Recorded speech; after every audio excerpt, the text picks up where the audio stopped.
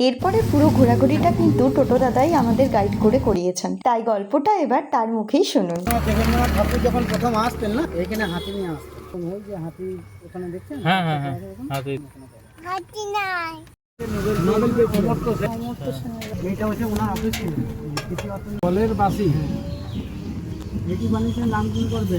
এটি হচ্ছে আদিবাসী পরিবার। যখন মাথায় ঝুড়ি নিয়ে বাসের মধ্যে বাচ্চাকে নিয়ে সামনে মালপত্র নিয়ে কুকুরকে দিয়ে বড় দেশে যে বাড়িগুলি হয় সেই বাড়িগুলির নাম হচ্ছে এগুলো এগুলো হয় এগুলো হাউস।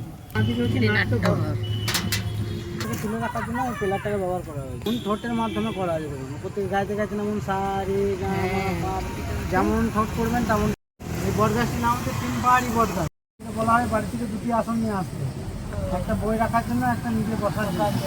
বর্ষার সময় অসুবিধা হবে বলে, পড়াশোনার অসুবিধা হবে বলে এই যে মাটির বাড়িগুলি দেখতে পাচ্ছেন, ওই মাটির বাড়িগুলি ভেতরে পড়াশোনা। কি নাম এটা? আনন্দ পাঠশালা।